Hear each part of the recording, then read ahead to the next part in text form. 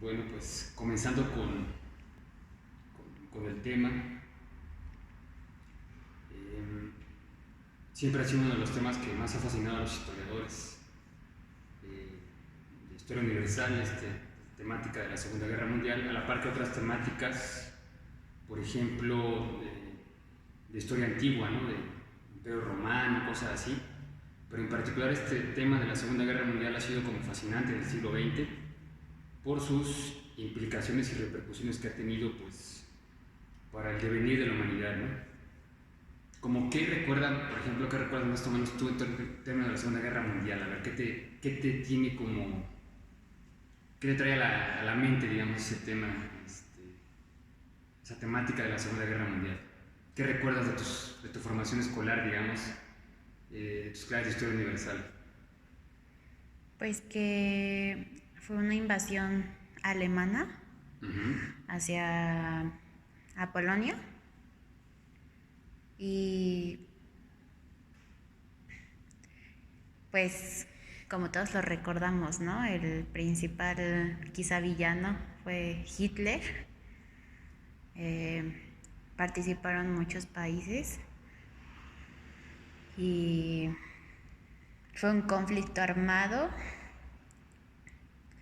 Este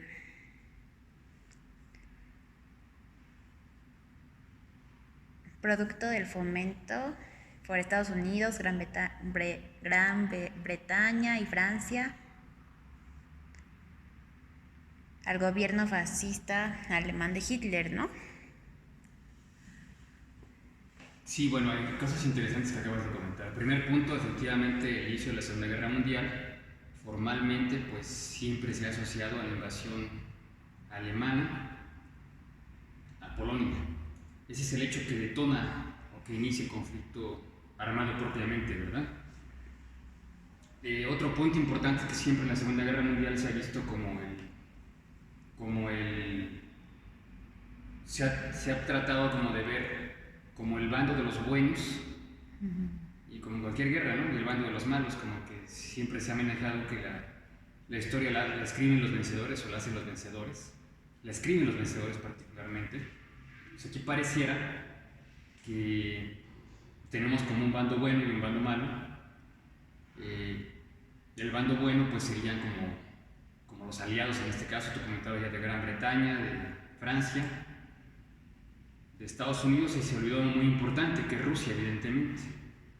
En ese momento bajo el nombre de Unión Soviética, Unión de Repúblicas Socialistas Soviéticas, que en última instancia es el país que primero termina doblegando la fuerza alemana, ¿no? Cuando los alemanes deciden invadir Rusia, podemos considerar que es el principio del fin para ellos, no sin grandes batallas, no sin grandes situaciones de gran complejidad en el territorio ruso, pero evidentemente pues es una situación muy importante porque los alemanes abren dos frentes, el frente occidental, que ya lo tenían abierto desde un principio, y el frente oriental, que es cuando comienza la invasión a la Unión Soviética propiamente, con la cual tenían antes un convenio incluso de no agresión, el pacto nazi-soviético que se conoce, pero que finalmente los alemanes en el momento apropiado para sus intereses, como cualquier potencia, cualquier nación que pretende crecer o desarrollarse, pues decide en cierto momento no respetar más el pacto e ir por los territorios y por alcanzar sus intereses en esas zonas de la Unión Soviética en ese momento, ¿no? Petróleo, etcétera, ¿no? Pero tú cómo ves entonces, podemos considerar que las guerras solamente se dan entre buenos y malos y realmente el villano de la película, en este caso, de ese acontecimiento sería, en este caso, Hitler, que es uno de los personajes más, pues por lo menos que más se han considerado en la historia, así como que más ha resonado, ¿no? Por sus implicaciones para la población y todo esto. ¿Tú consideras que hay un villano y que habría un héroe o unos héroes o cómo se podría manejar esto propiamente en términos un poquito más de mayor profundidad, digamos, de mayor rigor, ¿no? Intelectual y académico? Yo creo que Pues para mí en las guerras no hay tanto héroes como villanos. Realmente la guerra para mí nunca ha sido como la solución. Pues en todas las películas, libros, pues sí se habla de que Hitler, ¿no? Sí fue un villano, porque realmente, pues por ejemplo, los judíos, cuántos judíos murieron, cuántos niños, cuántas mujeres, las ideas que tenía, ¿no? Como al inicio, pues era uno, o sea, como que pintó su mejor cara y después pues resultó ser, pues para mí sí un villano, yo sí lo llamaría un villano. Eh, Sin embargo, pues en una guerra, pues una guerra para mí no es la solución, o sea, no es la solución y por lo tanto no hay como héroes, ¿no? En esa guerra que sucedió. Al contrario, creo que pues todos participaron en las atrocidades que sucedieron. Exacto, muy importante lo que dices. O sea, entonces hablaríamos desde esa lógica, si consideramos que hubo un villano, pues no hubo un solo villano, hubo más villanos, ¿no? Porque como tú comentabas, las atrocidades que se cometieron. Entonces en la guerra, pues todos son corresponsables, ¿no? Y tú comentabas algo importante, que a lo mejor la guerra no es la solución, pero no es la solución ¿para qué? Eso, ¿a qué te refieres cuando la guerra no es la solución? ¿A qué? Porque, bueno, siempre ha sido un debate entre pues, el pacifismo, que siempre ha sido una fuerza muy relevante en la historia de la humanidad, y aquellos que pues como que han ensalzado la lógica guerrera de conquista, de los aztecas, por ejemplo, de Alejandro Magno, ¿no? O o en Francia de Napoleón, en fin, o sea, ¿cómo ves todo ese asunto? O sea, o de los grandes conquistadores rusos o de los americanos, cómo se expandieron desde un océano hasta el otro océano. Es complejo e interesante ese debate, ¿no? O sea, la guerra no es la solución o qué pasa con la guerra en la historia de la humanidad. O sea, ¿podría omitirse en algún momento o cómo ves tú ese asunto? Yo pienso que no es la solución porque pues finalmente todos ven por sus intereses. Entonces, creo que esto ha pasado desde hace siglos, que los gobernantes, los reyes, etcétera, son los que están mejor siempre y los que pagan todos son pues las personas, los civiles, ¿no? Niños, mujeres. Por eso yo digo que no es la solución, porque siempre yo he visto que los más afectados son esas personas, las personas más vulnerables. Y realmente casi siempre en una guerra se buscan los intereses, pero para pues para mejorar la situación, se puede decir así, de los presidentes, de la gente que se va enriqueciendo, ¿no? Entonces, por eso yo pienso que no es la solución. Hay un planteamiento que resulta interesante que dice que la guerra es la continuación de la política por otros medios. Es decir, aún en la guerra pues se sigue negociando, se sigue haciendo política, ¿no? Se sigue tomando decisiones de poder, ¿no? Finalmente entonces, en este caso, en la Segunda Guerra Mundial, que es un poquito lo que nos atañe en este momento, pues las potencias europeas y, bueno, también Japón y Estados Unidos, pues se disputan la hegemonía, ¿no? Finalmente, ¿no? Alemania pretende tomar la hegemonía. Hay antecedentes muy importantes aquí, quizá como parte de ir cerrando este video. Hay antecedentes muy importantes. Primero está la Primera Guerra Mundial, en la que Alemania pues, se siente humillada, se siente afectada por el desenlace de la misma, ¿no? Por los tratados que le son desfavorables desde su lógica, ¿no? Francamente, desde su lógica le son desfavorables, por la pérdida de territorio, ¿no?